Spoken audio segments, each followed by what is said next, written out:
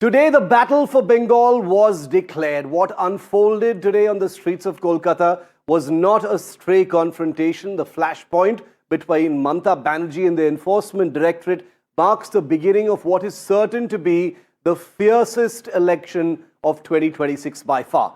The day began with Enforcement Directorate officials arriving at the residence of the man who currently runs I-PAC, the political consultancy firm founded famously by Prashant Kishore, which is still handling Mamata Banerjee's election campaign strategy this year.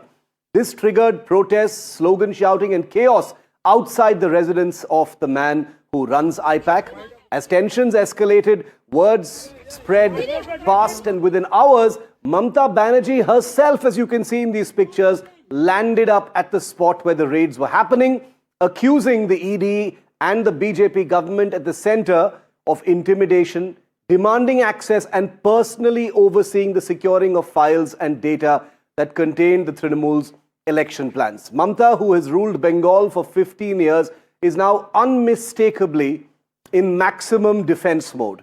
The BJP, which stunned the state by winning 77 seats in the 295-member assembly in 2021, is going hell for leather to unseat her in the 2026 election. In the last election, if that was an appetizer, today's eruption suggests the main course will be a long, bruising and explosive one with plenty of political blood spilt on the election track. Is it the duty of the ED and Amit Shah, the nasty home minister, the naughty home minister who cannot protect the country, and is taking away all my party documents? If I get the BJP party office, what will be? What will be the result? आप agency लगा के हमारा paper लूट करते हैं, करते लूट बोलते झूठ, हमारा पेपर लूट करते हैं, हमारा स्ट्रैटेजी लूट करते हैं। বাংলার উপর যে হামলা ওরা করেছে, এই হামলার প্রত্যুত্তর জনগণ দেবে, এটা আমি বিশ্বাস করি। And our person on the ground leading our Bengal coverage, Manogya Loiwal, is live with me. She's been at the epicenter of the action right through the day today. Manogya, what we've gotten today is a trailer of what we are about to see in the Bengal election. You know, all bets are off. Nothing is going to be off the table. Mamata Banerjee herself personally reached outside that house and secured some files. What are you hearing? This is going to get bigger. Well, it's just the tip of the iceberg, Shiv, and trust my words, this is just the beginning of one of the most fierce battle that you would see in the history of any elections in the country. It's not just about what we've seen in history or what would you see in future, but as Mamata Banerjee hits the streets tomorrow, remember she's been a fighter on the ground, and once she's back in her own zone of protesting on the streets, there would be a massive protest across the state.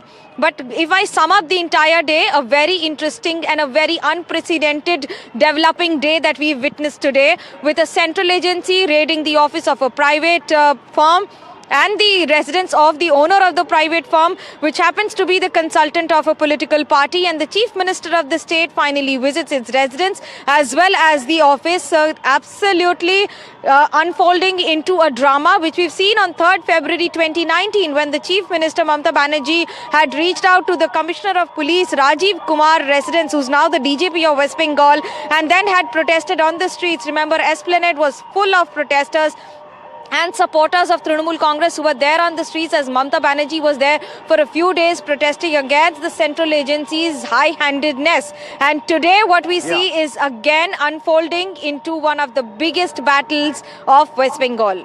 It's just an appetizer, as I say, of what we're going to see ahead. Manogya is already in Kolkata. She's going to be there leading our team till the end of the elections, and I promise you NDTV will be there for every single fault line and front line in what promises to be, as Manogya said, the fiercest election of 2026. Thanks very much for the moment, Manogya. Mahesh Jethmalani, one of the most outspoken senior legal minds on this entire issue, has been tweeting and putting out posts on social media about this, and he's agreed to give me some time today. He joins me live.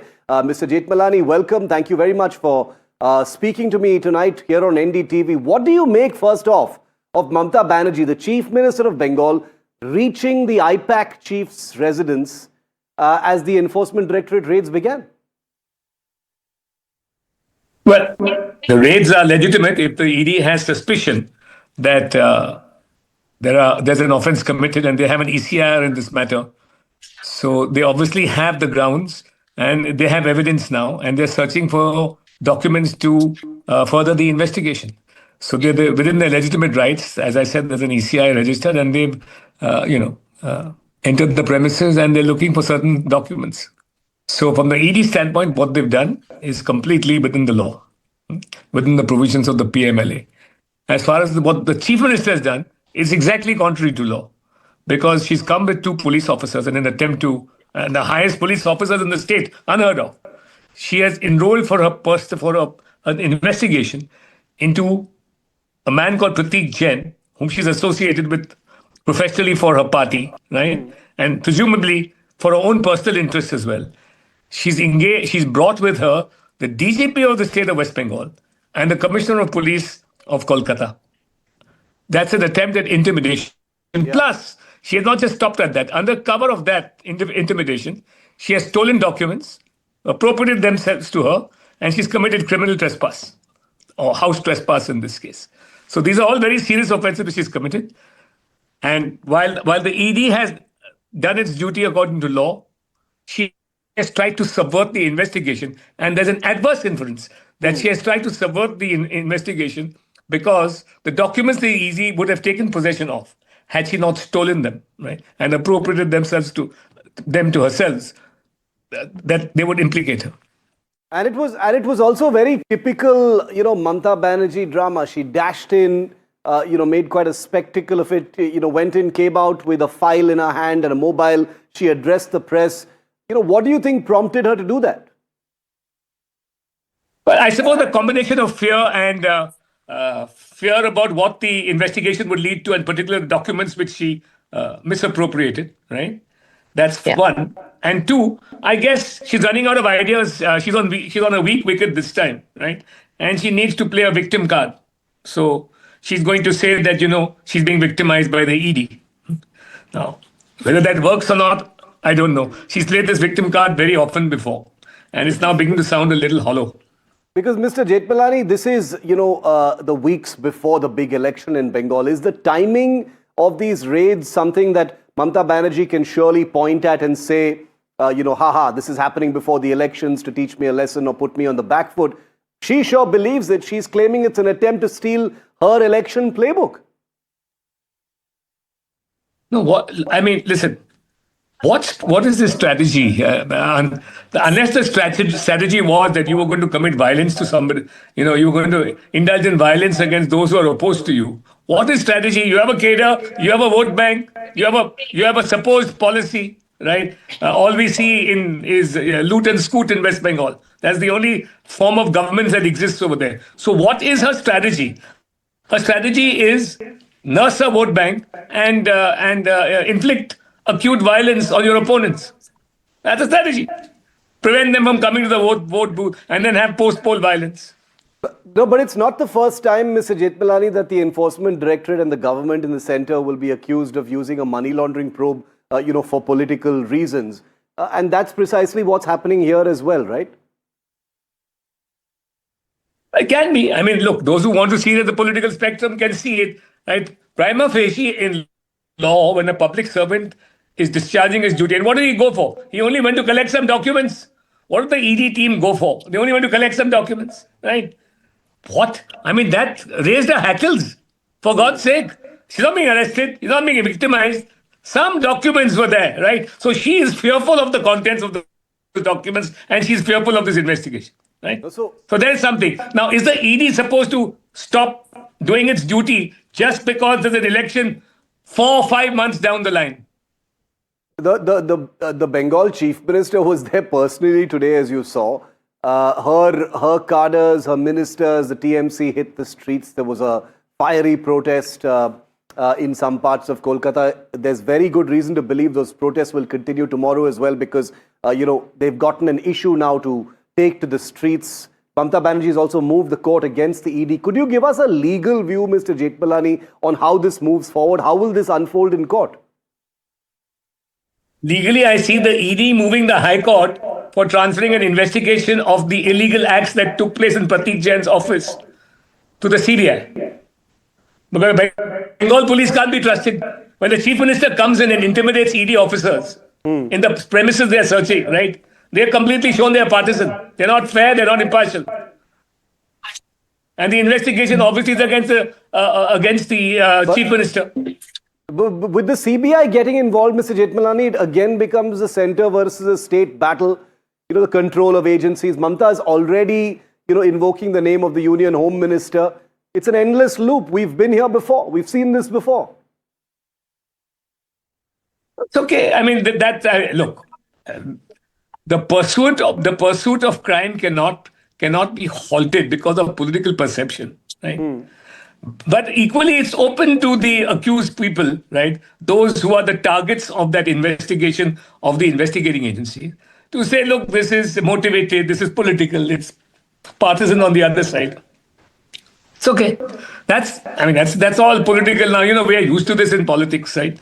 So you want to play the card, we have nothing else to play. So you want to play that card, you play the victim card. Let's see if it works this time. Okay, we'll leave it there. Mahesh Jethmalani, thank you very much for taking my questions tonight on India Matters. The big questions that we are asking that don't have clear answers just yet, however, are as follows. Number one, why did Mamata Banerjee reach the raid spot? Now, of course, there can be all manner of speculation. The BJP says she has something to hide. But why did she reach there personally? Number two, legal for the Chief Minister to take away documents and a phone at a time when the Enforcement Directorate is raiding a premises? Is there a legal basis for that? Question number three, is the timing of the Enforcement Directorate's action suspect?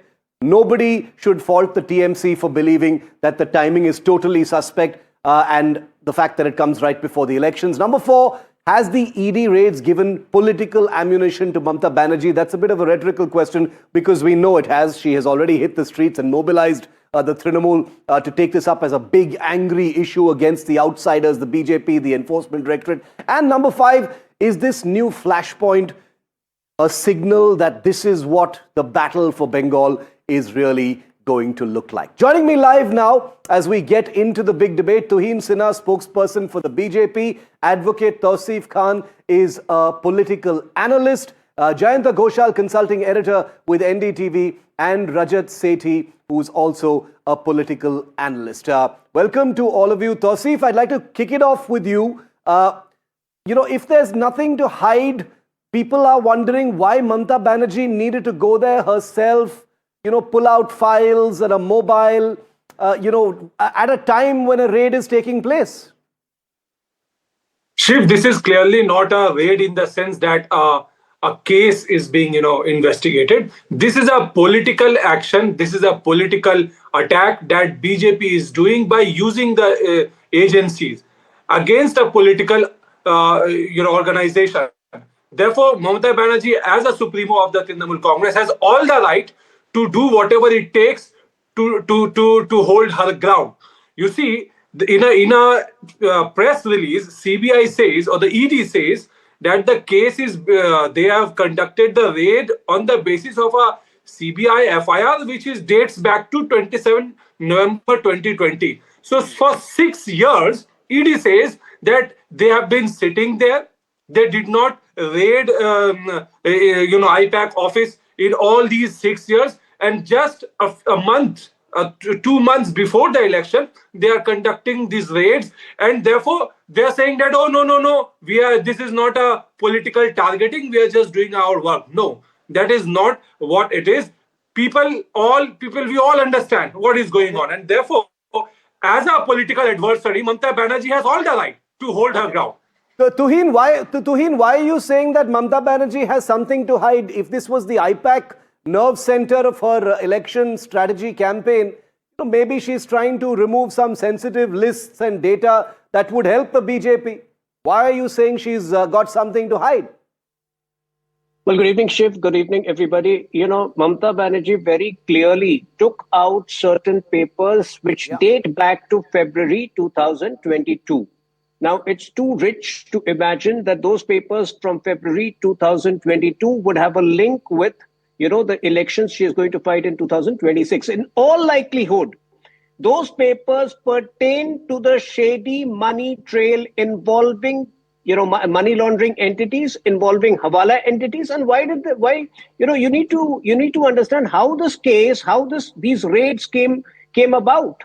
The CBI, the ED, was investigating the coal smuggling syndicate led by Anup Maji. If a certain money laundering entity involved in that has also made payments to I-PAC to the tune of tens of crores of rupees, I-PAC, whose client is solely TMC, then obviously there is a massive possibility of TMC directly being involved with this money laundering scam. So what is, No, that's a specific charge, Touseef, because the IPAC is a separate entity from the Trinamool Congress.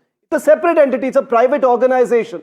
So for Mamata Banerjee, who is the sitting Chief Minister of Bengal, to be there in person, pull out some files, etc., it looks suspicious. It looks suspicious that it is fed right into the BJP, saying that this is proof that there is something to hide, and here is a smoking gun as to the link that the ED is alleging. Shiv, there is nothing suspicious. Mamata Banerjee has said it out in the open, showed it to the media that, look, there are some hard disks that I am taking these away. I-PAC, what is I-PAC? Is an extended party office of Trinamool. I-PAC is being credited for returning a good result in the 2021 election. Chief Minister herself acknowledged it. And in the public meeting, she acknowledged that they have been very helpful and congratulated the I-PAC team. And to say today that this has got something to do with the coal scam, come on, please don't think that people of India or people of Bengal are fools. The I-PAC basically has all the data that they have been working on, all the research that is going on from the last couple of years, to how to hold which leaders, which should be given tickets based on the work that they have done in the various constituencies in West Bengal. These are crucial data for election purpose. Rajat, do you buy that argument? As a political party cannot afford to lose those data. Rajat, do you buy that? Is there some hanky-panky going on, or is this timed to put Mamata Banerjee on the back foot? What's going on?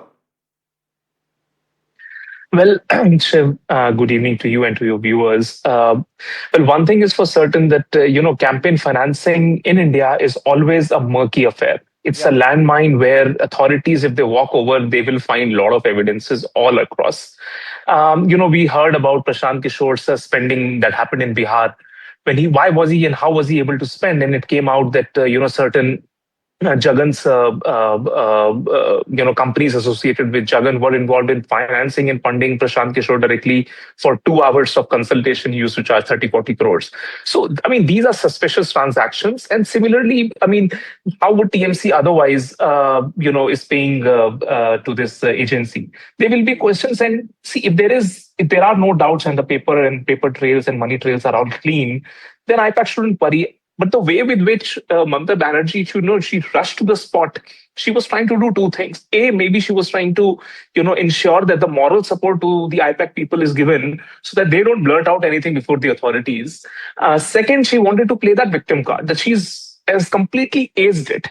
Yeah. For the past 2 decades, this country has consistently seen how well she plays that David-Goliath battle. She loves to be a David, and she loves to be seen as a victim in political persecution. And that is the kind of politics that she loves. Because if accountability starts coming in, and like the RG Kaur issue and all of those issues start dominating the timelines, how will she divert the attention? So this becomes a fodder for her. And I think this is where BJP's strategy also falters. Because the moment you train your guns on Mamata Banerjee, she will 100% try and become a victim. You should instead train guns on all the corrupt people around her. And those are the softer underbelly of TMC, which you should absolutely go after and allow law to take its course. Jayanta, this will go to court now. And what happens in court, we cannot tell, but it's a very familiar argument. The ED is here for political reasons, to put pressure, etc. But speaking just of the body language and what we saw happen outside Pratik Jain's house today in Kolkata, would you say that Mamata Banerjee has found a juicy issue to play up and put the BJP on the back foot? Yeah, I think I am completely agree with Rajat in one point, that BJP also has to be very careful and tactical Earlier also, we have seen Partha Chatterjee, he was in jail, and one election took place, but there was no impact of Partha Chatterjee's corruption issue, and Partha Chatterjee now is on bail.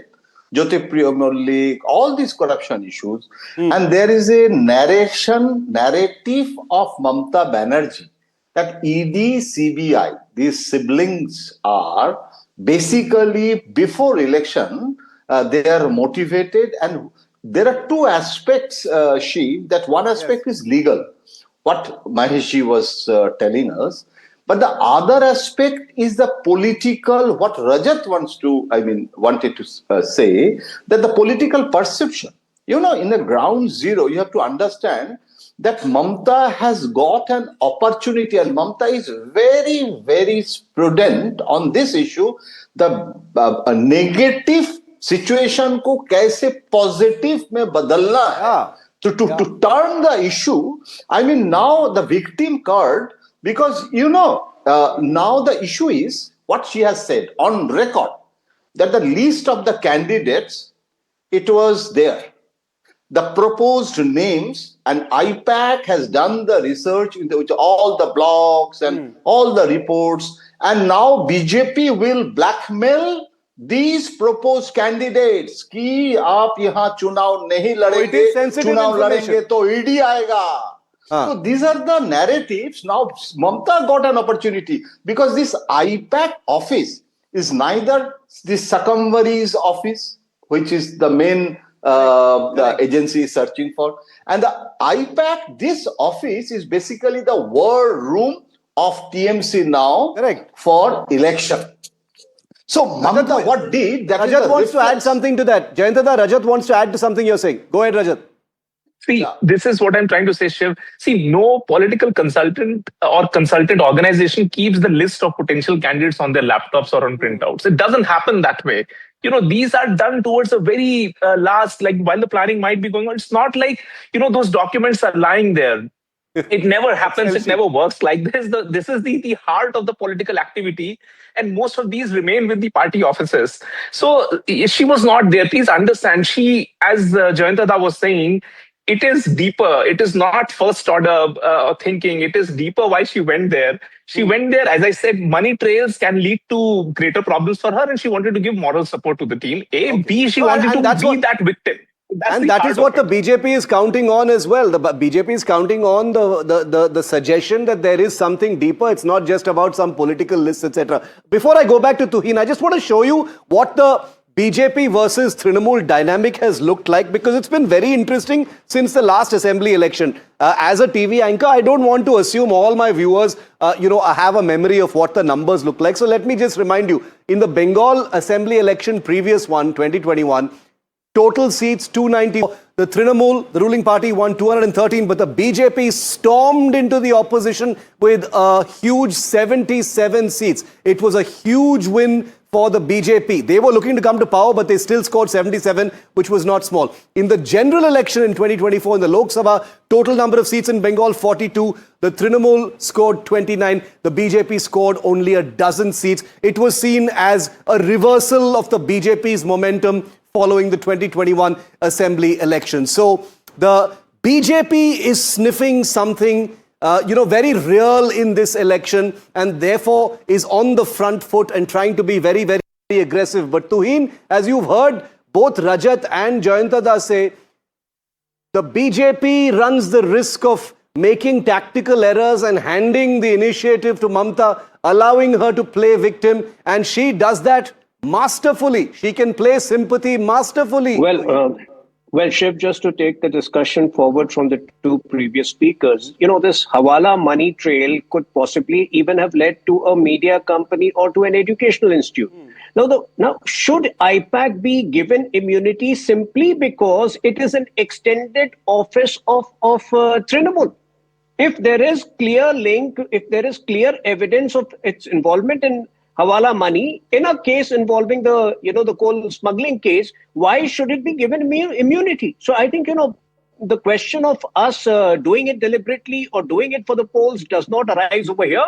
Point number two is about the general tendency of Mamata Banerjee. This is not the first time she has shown her intent to side with the accused, whether it is the Sheikh Shahjahan case where she shielded the culprit for a good 2 months, whether it was the RG Kaur case where she tried shielding the culprit for the first few weeks, or whether it is this.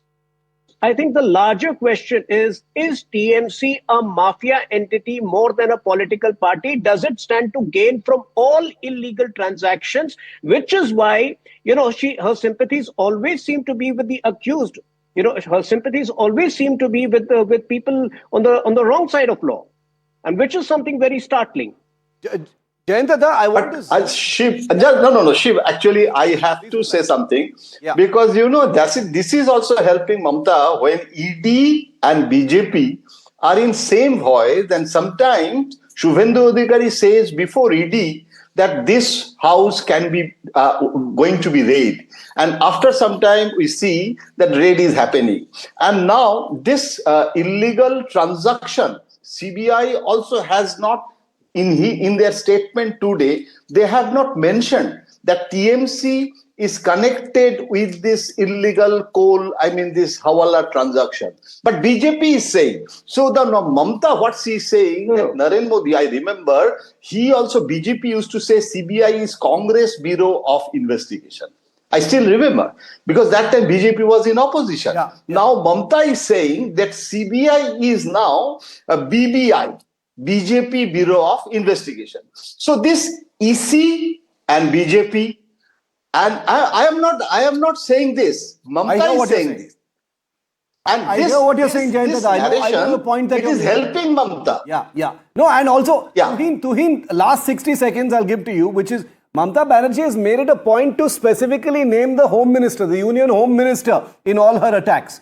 That is also very, very tactical. She knows how to put that messaging out. So even the most viral comment that she has made today saying dirty and naughty and stuff, she's talking straight to the Union Home Minister, Tuhin. Mamata Banerjee's main grouse is we are not allowing her to shield the illegal migrants, which she has been doing in the last few years. And especially our determination to support SIR has made her, has really unnerved her. So it is more, her angst against the Home Minister has got more to do with the fact that Election Commission is going ahead with SIR, illegal voters are getting deleted, and her mainstay, which is illegal Bangladeshi voters, are being rooted out. Okay. But having said that, I think it is high time she starts crying wolf. It may have worked for her in the past, but the anti-incumbency this time is so high that it won't work this time. Whether it is the teachers scam, the Russian scam, or this particular scam, TMC today is a mafia entity. It has cut money in every scam. It has cut money in every crime that is taking place in West Bengal, and people can see through it now. Okay, we leave it there. We're out of time. But all I can say is that in a democracy, all that we can really ask for is a good fight in any election. And I think Bengal more than promises to be a really, really big, fiery fight of democracy in this country. It's certainly going to be 2026's biggest. We look forward to having you back on many more shows in the run-up to the election. Thank you, Tuhin and Jayanta for joining me tonight on India Matters.